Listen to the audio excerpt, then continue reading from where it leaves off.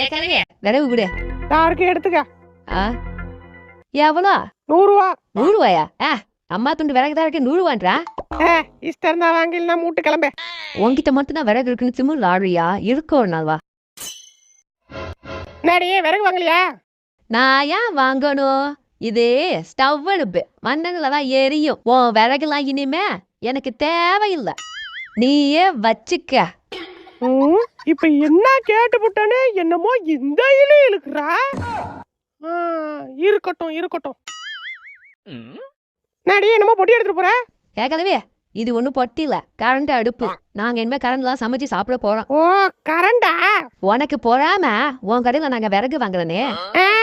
பொறாம பண்றாங்க பொறாம. இவ கொடுக்குற 100 ரூபாய்க்கு. சிப்ப. நாடி ஏதோ விட்டுட்டு போற? இது கேஸ் அடுப்பு. நாங்க இனிமே கேஸ்ல தான் சமைச்சு